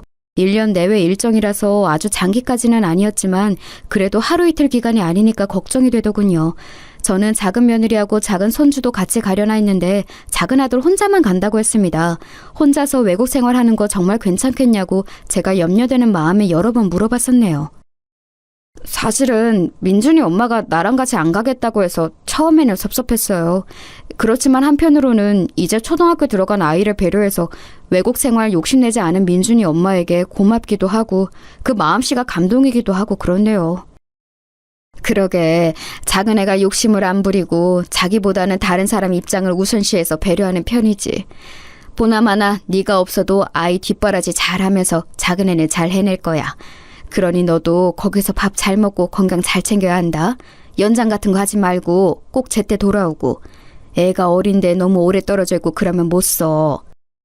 작은 아들은 제 말을 명심하고 꼭 되도록 일찍 돌아오겠다고 하였어요. 때가 되어 작은 아들은 출국하였고 작은 며느리는 그 이전처럼 변함없이 지내는 듯 보였습니다. 저는 설마 제가 작은 며느리 같은 사람을 의심하게 될 것이라고는 이때까지만 해도 상상조차 못했죠. 그 시작은 언제부터였는지 정확하게 모르겠습니다만 기억에 남는 것이라면 식당에서 가족 모임을 했던 순간들이 있네요. 우선은 살짝 초여름이라 더웠던 때였는데요. 작은 며느리가 전에 없이 얇은 가디건을 입고 왔는데 잠시 후에 밥을 먹다가 언뜻 그쪽을 보니까 가디건의 단추가 풀어져 있었는데 작은 며느리가 그 안에 민소매 옷을 입었었나 봐요. 가슴팍이 훤히 보이더군요. 나이 든 사람 눈에는 단박에 민망한 모습이었습니다. 조용히 작은 며느리에게 말해줬었죠. 네가 웬일로 그런 옷을 다 입었니? 지나치게 과감한 것 같아서 나는 조금 민망하네. 더워서 잠깐 단추를 푼다는 게 깜빡하고 계속 이러고 있었네요. 죄송해요. 지금 얼른 단추 끼울게요. 죄송하다며 어쩔 줄 몰라 하는 작은 며느리의 모습에서 딱히 이상 기류를 감지하지 못했었죠. 그런데 다시 그때로부터 얼마 후, 이때는 말복이었고 유명한 백숙집에 다 같이 모인 참이었어요. 목적지가 식당인 사람치고는 작은 며느리가 입술을 진하게 바르고 왔습니다. 제가 느끼기로는 이런 자리에 이런 화장을 할 사람이 아니건만 좀 희한하다고 생각했죠. 일전부터 작은 며느리에게 틱틱대고 있었던 딸이 그 모습을 보더니 한마디 했습니다. 닭 먹으러 가는데 설마 벌써 쥐 한 마리 잡아드시고 온 거예요? 옆에 같이 앉아야겠어요. 쥐 잡아먹고 오셨으니까 배 안 고파서 닭고기 거의 안 드실 거 아니에요. 같이 있으면 제가 이득이죠. 모처럼 립스틱을 선물 받아서 한번 발라봤어요. 그런데 너무 빨갛고 진하죠? 저도 안 어울린다고 생각 중이었네요. 작은 며느리가 엄청 민망해하면서 중얼거리길래 제가 편을 들어주고자 딸에게 네 화장이나 잘해 라고 했네요. 그러자 작은 며느리가 배짓이 웃었는데 그 모습을 보니까 저는 작은 아들이 떠올랐습니다. 머나먼 타국에서 복날도 못 챙기고 그냥 지낼 것을 생각하면 가슴이 짠했죠. 작은 아들이 보고 싶은 마음에 저도 모르게 밥을 먹으면서 자꾸 작은 며느리와 작은 손주 쪽을 눈치챘던 것 같아요. 그런데 가만 보니까 희한하게 작은 며느리가 닭고기 뜯는데 불편하게 실이 치렁치렁한 머리를 안 묶고 풀어헤친 채였습니다. 본인도 불편한 건 맞는지 손으로 머리카락을 연신 뒤로 넘겨가며 힘겹게 식사를 하더라고요. 예쁜 것도 좋지만 불편하게 왜 저러고 먹을까 싶은 생각이 들었어요. 그때 작은 손주와 제가 눈이 마주쳤죠. 자기 엄마를 제가 아까부터 몰래 빤히 쳐다보고 있었으니 그 이유가 궁금하다는 눈치였습니다. 제가 일부러 이런 식으로 둘러댔지요. 내가 가만히 보니까 민준이는 엄마 닮아서 머리숱도 많고 머릿결도 좋은가 보다. 그치? 우리 엄마 요즘 자꾸만 거울 앞에 오래 있어요. 머리도 자주 빗기 때문에 머릿결이 좋은 것 같아요. 그때 제가 작은 손주로부터 살짝 의문스러운 소리를 듣게 되었습니다. 작은 며느리가 최근 들어서 꾸미는 것에 엄청 신경을 쓰고 있다는 것이었어요. 전에 없이 화장대 앞에 오래 앉아 있는다고 하더군요. 작은 아들이 외국에 나가 있는 상황에서 꾸미는 게 좋아질 이유란 대체 뭐가 있을까 싶었습니다. 작은 며느리는 아직 30대 중반밖에 안 된 나이였고 외모도 제법 예쁘장했기 때문에 저도 모르게 혹시 이거 설마? 하는 의심을 가지게 되었어요. 한번 그런 쪽으로 의심을 하게 되니까 자꾸만 생각이 꼬리를 물고 이어지더군요. 작은 아들이 한참 연상이었기 때문에 혹시 작은 며느리가 젊은 남자에게 마음을 빼앗긴 것은 아닐까 싶었습니다. 이런 고민을 하게 되었다는 것 자체가 저 스스로를 부끄럽게 만들었죠. 나이만 먹고 망상병에 걸린 게 아닐까 싶어서 민망했어요. 이런 상의를 하기 위해 찾은 상대는 제 딸이었습니다. 그랬다가 곧 후회를 했지만요. 젊은 남자랑 결혼할 걸 그랬다고 후회는 안 하세요? 네? 갑자기 무슨 소리를 하시는 거예요? 저한테 그런 건 왜 물어보세요? 작은 오빠도 지금 외국 나가 있는 상황인데 이럴 때 어디 한번 솔직하게 털어놓아 보세요. 결혼은 최소한 또래 나이하고 할 걸 그랬다고 생각 정도는 해보신 적 있죠? 여자끼리 허심탄회하게 말해보는 게 어때요? 제 이야기를 들은 딸이 다짜고짜 작은 며느리에게 저런 질문부터 날린 거예요. 제가 얼마나 당혹스러웠는지 모릅니다. 작은 며느리의 표정이 엄청 어두워졌었고 잠시 침묵을 지키다가 이렇게 대답을 하더군요. 절대 그런 생각 해본 적 없어요. 저는 민준이 아빠보다 젊은 남자에게 눈이 돌아간 적도 없고요. 아니, 누가 눈 돌아갔다고 했어요? 그렇게 말한 적은 없어요. 그냥 한번 가볍게 물어본 것뿐인데 너무 정색하시네요. 제가 정색을 할 만한 질문을 하셨다고 생각을 해요. 지금 이 자리에서 맹세하는데 결코 젊은 남자한테 저는 눈이 돌아간 적 없으며 앞으로도 돌아갈 일도 없어요. 하늘에 대고 맹세합니다. 작은 며느리가 굉장히 단호하게 대처를 했고 딸은 겸연쩍어 했으며 저도 목구멍이 턱 막히는 기분이 들었습니다. 이렇듯 믿음직스러운 작은 며느리를 향해 대체 제가 어떤 추악한 의심을 했던 것인가 싶어서 속으로 너무 미안했어요. 너무 섣부른 추론이었다고 여기며 스스로 반성도 했습니다. 그러나 한번 마음속에 의심의 씨앗을 심어놓으면 그건 어느 때고 꿈틀거리며 발아하는 법이라는 것을 저는 알게 되었습니다. 옷차림새도 머리 모양도 표정도 갑자기 전에 없이 구석에서 휴대폰을 확인하는 행동도 즐거운 순간이라도 떠올린 것인지 멍하게 있다가 난데없이 키득거리면서 웃는 모습까지도 점차 수상한 작은 며느리의 모습들이 제 눈에 담겼어요. 나이를 먹을 대로 먹었건만 그럼에도 저 역시 여자인가 보더라고요. 같은 여자로서 감지되는 오묘한 기운이 있었습니다. 암만 해도 작은 며느리에게 따로 남자가 생길 것만 같았어요. 결정적으로 저는 작은 며느리가 아이를 데리고 저희 부부집에 들렀을 때 구석에 가서 휴대폰을 보며 흐뭇한 미소를 짓고 작은 목소리로 누군가와 통화를 하다가 쪽하고 뽀뽀하는 소리를 상대방에게 들려주는 광경을 봐버렸거든요.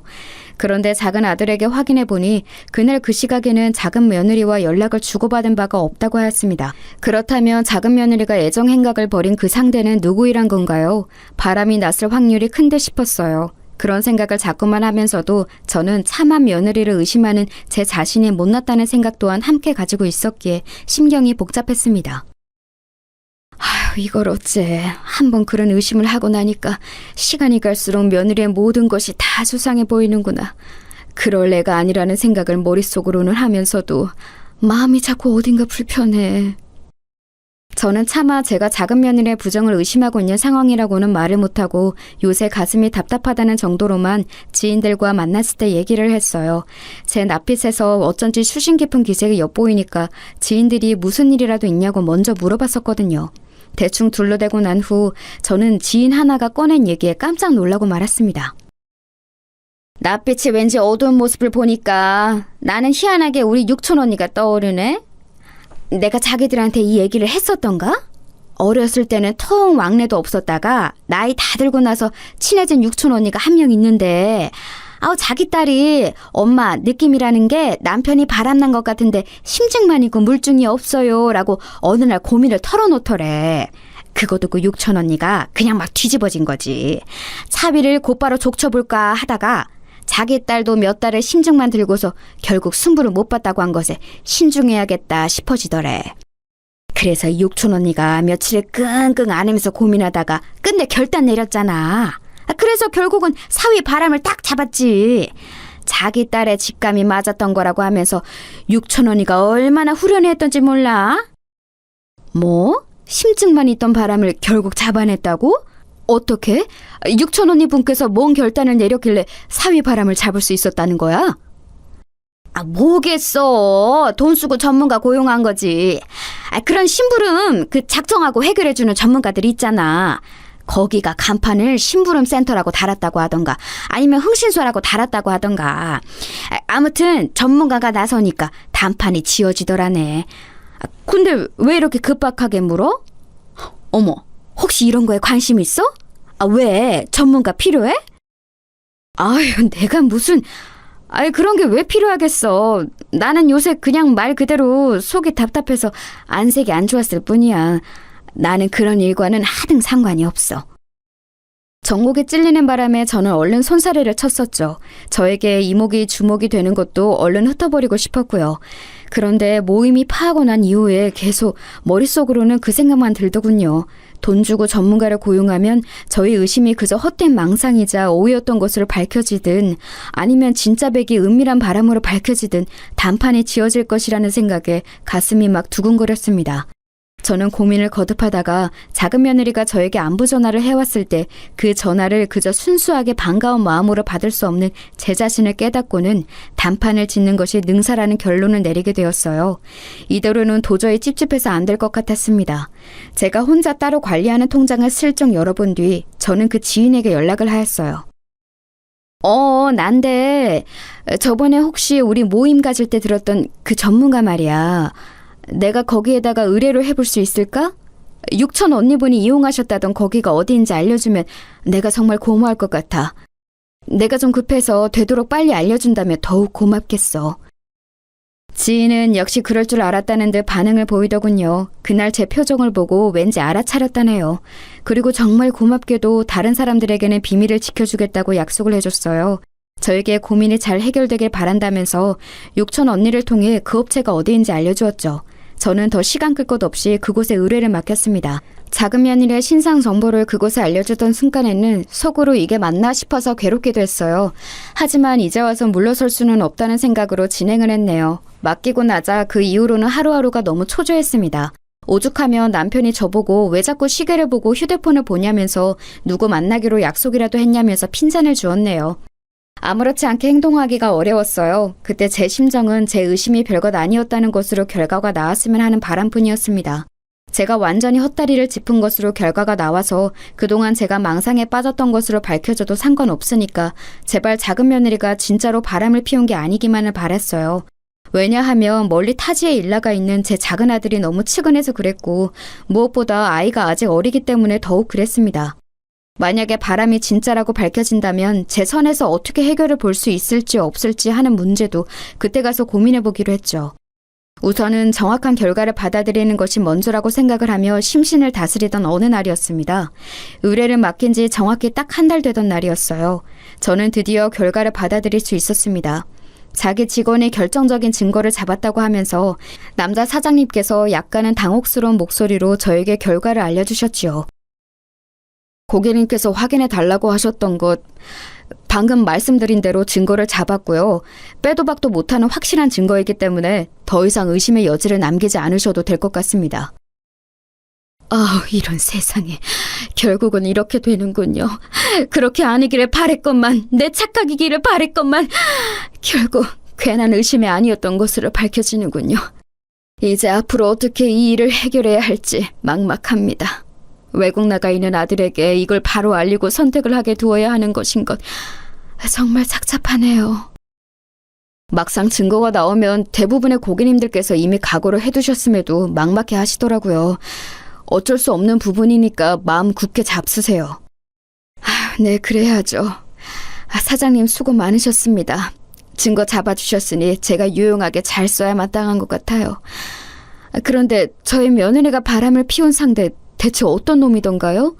원래 며느리하고 알고 지내던 인물인지 어느 정도로 긴밀한 사이인지 그것도 궁금해지네요. 이런 상황에서 말씀드리기는 좀 민망하지만 며느리가 원래 참하고 수더분한 인물입니다. 이상한 놈이 작정하고 온갖 감언어설로 꼬여냈을 것 같아요. 백문불여일견 저희가 잡아낸 증거를 보시면 답을 얻으실 테지만 불륜 상대가 누구인지 저희도 알겠더군요. 고객님께서 심약한 상태에서 굳이 바로 확인하시라고 권유는 못 드릴 것 같아요. 원래 저희가 이런 말씀 절대 안 드리는데 고객님이 염려돼서 한 말씀 올렸습니다. 네? 상대가 누구인지 바로 알아보셨어요? 그것까지 금방 알아내셨다니 정말 능력들이 좋으시네요. 이 바닥에 명성자자하실만 해요. 며느리가 바람났다는 게 사실이라고 드러난 것에 제가 충격을 받긴 했지만 증거를 외면할 정도로 지금 제 상태가 나쁘지는 않아요. 보내주시면 제가 알아서 보고 판단하겠습니다. 저는 나이 든 사람이라고 해서 제가 얕보인 것이라 여기고 단호하게 대답을 해드렸어요. 그러자 잠시 후 사장님께서는 저에게 영상 하나를 전송해 주셨습니다. 작은 며느리가 저지른 부정의 확실한 증거, 그것을 저는 드디어 마주하였지요. 재생된 영상은 위치가 야외 주차장이었습니다. 늦은 밤이었고 인적이 드문 근린 공원의 주변 같았어요. 그 야심한 시각에 밤 산책을 하고서 차가 있는 곳으로 돌아온 참이었던 게 분명한 순간이었습니다. 어둑하지만 카메라는 분명하게 작은 며느리를 담고 있었기에 사람을 분간하는 데는 전혀 지장이 없었어요. 그리고 작은 며느리는 역시나 혼자가 아니었죠. 옆에 자기보다 머리 하나는 큰 남자를 달고 있었고 아주 꼭 붙어서 걷고 있었습니다. 야구 모자를 눌러 쓴 그 남자가 차에 다다랐을 때 작은 며느리 쪽으로 몸을 숙이더라고요. 그러자 작은 며느리는 양팔을 위로 뻗어서 그 남자의 목을 감싸 안았습니다. 자기 쪽으로 그 남자의 얼굴을 끌어당기며 입을 맞춘 것이었죠. 제 작은 아들은 외롭게 외국 생활을 하면서 더 멋진 미래를 위해 가정을 생각하며 그렇게 일을 하고 있었건만 천인 공노할 작은 며느리의 작태에 휴대폰을 쥔 저의 손이 덜덜 떨려왔습니다. 그리고 다음 순간 저는 두 눈을 의심해야만 했어요. 진한 입맞춤을 나누는데 방해가 된 것인지 작은 며느리가 그 남자의 야구 모자를 휙 벗겨버린 거예요. 자기 손으로 그 남자의 야구 모자를 진 뒤 신나게 웃으면서 다시 더러운 행각을 이어갔습니다. 저는 방금 전보다 더욱 떨리는 손으로 휴대폰 액정 위를 매만지고 말았어요. 이게 누구야? 왜 우리 집안 장남이 여기서 이러고 있어? 내가 지금 헛것을 보고 있나? 혹시 닮은 사람인가? 이건 아무리 봐도 말이 안 되는데. 정말로 우리 큰아들이 설마? 하느님, 세상에나 어떻게 이런 일이. 미친 사람처럼 중얼거리며 휴대폰 액정 위를 더듬거리던 제 눈앞에 이윽고 정확히 제 큰아들의 얼굴이 드러났습니다. 카메라에 고스란히 촬영된 광경에서 큰아들은 자기의 친동생의 아내와 거침없는 애정 행각을 벌이고 있었습니다. 몸이 달아올라 못 견디겠다는 듯 얼른 작은 며느리의 팔을 잡고 자동차 뒷좌석으로 함께 들어가는 큰아들의 모습에 저는 끔찍한 충격을 견디지 못하고 그 자리에서 쓰러지고 말았습니다. 잠시 의식을 잃었던 것인지 남편의 목소리가 몽롱하게 들려오더군요. 집에 들어오고 얼마 안 돼서 바로 쿵 소리가 나길래 들어와 봤더니 당신이 왜 여기 서재에서 쓰러져 있어? 정신이 들어? 구급차 부를까? 여보, 우리 어떡하면 좋아? 이제 어떡하면 좋아? 이 일을 대체 어쩌면 좋으냐고. 무슨 소리야? 정신이 반쯤 나가서는 웬 헛소리를 하는 거야? 안 되겠어. 당장 구급차부터 불러야겠는데. 당신 휴대폰은 왜 내 쪽으로 내밀어? 잠깐, 뭘 보고 있었길래 이러는 거야? 이게 뭐지? 만약 제가 온전한 상태였다면 그때 남편에게 휴대폰을 확인하라는 듯이 그걸 내밀지 않았을 거예요. 그런데 제가 잠시 졸도했던 직후이기 때문에 정신이 아직 혼미한 상태였고 그런 와중에 남편에게 더러운 불륜 현장이 담긴 영상을 보여주고 말았던 것입니다. 어리둥절하게 영상을 봤던 남편은 잠시 후 상황 파악을 마치고선 분노의 고함을 쳤습니다. 그건 단전 깊숙한 곳에서 끓어오르는 분노였어요. 그 소리를 들으며 저는 조용히 눈을 감은 채 흐느꼈습니다. 당최 어떻게 해야 할지 작은 며느리의 바람 정도만 의심을 했던 것이지 설마 그 상대가 제 큰아들일 거라고는 감히 상상도 못 해보았기 때문에 정말 미칠 것 같았어요. 큰아들과 작은 며느리 사이에 어떤 기류가 오갔던 순간이 있었던가를 회상해봤더니 두 사람이 언제나 서로에게 태도가 호의적이었다는 점이 떠오르더군요. 작은 며느리가 자기 또래의 남자에게 눈 돌아갈 일은 절대 없다고 호언장담했던 때의 모습도 생각이 났습니다. 제가 그 말을 듣고서 안심도 했었고 작은 며느리를 재차 의심하게 된 스스로에게 복잡한 심경이 들기도 했었죠. 그런데 설마 제 훨씬 연상인 큰아들이 불륜 상대였기 때문에 그런 식으로 말을 했을 거라고는 상상도 못했던 것이죠. 차라리 당장 제 숨이 멎어버리면 좋겠다는 생각이 들더군요. 더 살아서 무엇하나 싶었습니다. 괜히 이날 이때까지 살아있던 바람에 이딴 더러운 꼴을 본 것 같았어요.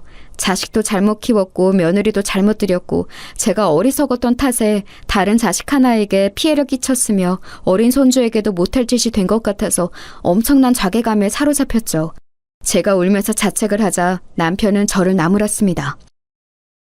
이렇게 진실을 캐낼 배짱은 있었고 드러난 진실을 마주할 용기는 없었어? 정신 차려. 자식과 며느리가 쌍으로 미친 것이 어떻게 당신의 탓이 돼? 자책할 생각은 추호도 말고 정신 똑바로 차리고 이것들에게 철퇴를 내릴 때야. 저를 다잡아준 남편은 집안일에 신경 안 쓰고 산 게 후회한다고 하였습니다. 저는 그런 남편의 손을 맞잡으며 생각했죠. 저희 부부는 다른 부부에게서는 비록 모범적이지 못했을지언정 서로에 대한 신뢰나 의리는 지난 세월 자식들 앞에서 옳게 지켜왔습니다. 절대로 딴 마음 먹지 않았고 불순한 의도를 내비친 적도 없었죠. 그러니 올바른 부부관계를 유지하며 살아온 저희를 보고도 엇나갔다면 큰아들은 그 성정 자체가 심히 글러먹은 것이며 작은 며느리는 순진하고 참하게 굴었던 것이 본성이 아닐 게 분명했습니다. 용서하고 덮는다는 건 절대로 말이 안 되었죠. 가장 기만당한 사람은 당연히 작은 아들이었어요. 남편하고는 지금 당장 작은 아들에게 이걸 밝히느냐 마느냐를 두고 잠시 설전을 벌였죠. 외국에서의 바쁜 업무가 잠시 지나고 난 뒤에 알려주는 것이 작은 아들을 위해 나아 보인다는 게 남편의 배려심 넘치는 의견이었지만 의외로 제가 고개를 가로주었습니다. 지금까지 아무것도 모르는 채로 기만을 당해왔는데 하루라도 더 그런 비참한 상황에 놓이도록 둘 수는 없어. 작은 아들을 생각하자 속에서 피눈물이 났습니다. 제 뜻을 이해한 남편은 담배를 가지고 밖에 나가더니 그 길로 작은 아들과 통화를 마치고 돌아왔습니다. 작은 아들은 이 소식을 듣고 믿지 못했다가 넋이 나갔다가 화를 냈다가 이내 평정을 되찾고서 한국에 들어오겠다고 했죠. 마침 주말이 목전이었으니까요. 작은 아들이 회사 측에 넘치는 배려로 주말을 껴서 잠시 한국에 급히 들어오게 됐다는 정도로만 다른 사람들에게는 말을 했습니다. 그리고 토요일 이른 오전부터 저희 집에 다들 모였어요. 작은 아들이 귀국하자마자 이리로 온다고 했거든요. 민준이 아빠가 갑자기 들어온다고 해서 깜짝 놀랐는데 여기로 먼저 들르겠다길래 더 놀랐어요. 저하고 민준이도 보고 싶었겠지만 아버님, 어머님이 더 보고 싶었나 봐요. 정말 효자인 것 같아요. 다 같이 모인 자리에서 작은 며느리는 역시나 평소에 본인답게 굴었습니다. 배려심 넘치는 말에 표정은 겸손했죠. 하지만 이미 그 모습의 이면을 보고 난 이후였습니다. 작은 며느리의 태도가 좋게 보일 리 없었죠. 특히나 큰아들이 은근슬쩍 작은 며느리 쪽에 눈치를 보고 있다는 것을 알 수 있었기 때문에 더욱 그랬습니다. 그 자리에는 큰며느리까지 모인 참이었어요. 큰손주가 자기 아빠와 함께하는 주말과 겹쳤고 저희 부부는 일부러 큰며느리에게 들러서 식사하라고 권유를 보냈습니다. 강요 한 번 일절한 적 없었던 자기 시부모가 웬일로 꼭 시댁에 들러서 같이 밥이라도 먹자고 하니까 큰며느리도 무시할 수가 없었나 봐요. 큰손주를 데리고 와줬습니다. 별거 중인 자기 아내 그리고 자기와 몰래 바람 피우고 있는 제주씨 사이에서 큰아들은 눈치를 보느라 눈동자가 바삐 움직이고 있었어요. 만약 현장의 증거를 잡지 못했다면 큰아들의 저런 모습도 몰랐을 거라고 생각하니 모골이 송연해졌습니다. 이윽고 공항 근처에 살아서 마중을 나갔던 딸과 사위가 작은아들을 데리고 들어왔습니다. 금세 와작짓거려졌고 작은아들은 품에 얼른 자기 아이부터 안아보더군요. 그리고 저희 부부와 차례로 눈빛을 교환하더니 고개를 끄덕였습니다. 그것을 본 저희 부부는 큰손주에게 용돈을 쥐어주면서 작은 손주와 집 앞에 있는 편의점에 가서 맛있는 걸 사 먹으라고 보냈어요. 손주들이 무척 좋아하면서 집을 나섰고 저희 부부는 문제의 그 증거 영상을 틀었습니다. 호기심 어린 눈빛으로 화면을 보던 작은 며느리는 금세 사색이 되었어요. 그리고 큰아들은 얼굴에 핏기가 싹 가신 채로 멍하게 고개를 저었습니다. 이게 어떻게...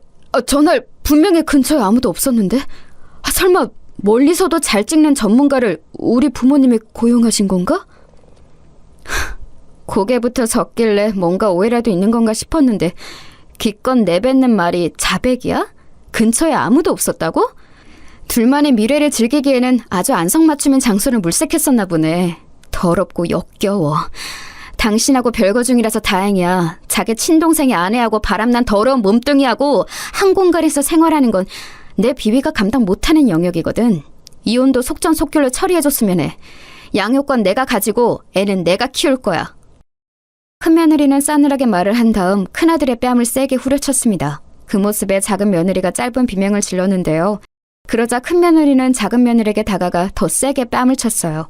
작은 며느리는 바닥에 엎어지고 말았죠. 그 가련한 모습에도 작은 아들은 도움의 손길을 내밀지 않았습니다. 지독히도 슬픈 배신을 당한 눈빛으로 작은 며느리를 조용히 내려다볼 뿐이었죠. 작은 며느리는 맞은 뺨을 부여잡은 채 온몸을 덜덜 떨었습니다. 이제 그 모습마저 가정스러워 보이는 것에 제가 스스로 놀랐네요. 황당한 광경이 다음 순간 펼쳐졌는데 먼저 가보겠다면서 가방을 챙기는 큰며느리를 가로막으며 큰아들이 무릎을 꿇었던 것이었어요. 이혼만은 안 돼. 이혼 소리를 들으니까 내가 지금 정신이 번쩍 들었어. 그동안 내가 금지된 일탈에 정신이 나갔었던 것 같아. 정말 미안해. 다 내가 잘못했다. 그럼 다 당신이 잘못했지. 설마 내가 잘못했을까봐? 이미 늦었어. 나한테 돈 뜯기고 거지 될까봐 지금 이렇게 숨쓰는 거 내가 모를 줄 알고? 어머님 그리고 아버님 두 분은 제발 이 사람 도와주지 마세요. 본인이 다 감당하고 개고생하도록 내버려 두셨으면 하네요.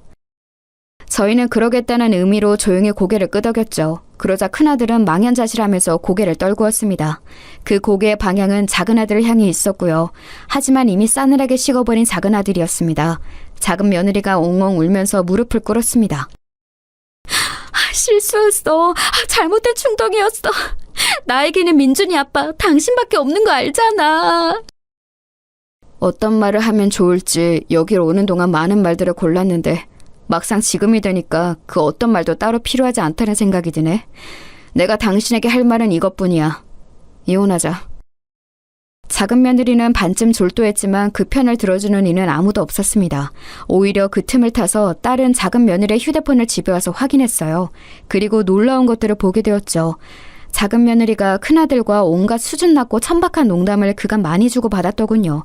심지어는 유희로 즐기는 다른 남자들과의 만남도 몇 있었어요. 지난 세월 앞에서만 얌전한 척하면서 뒤에서는 몰래 문란하게 굴어왔던 겁니다.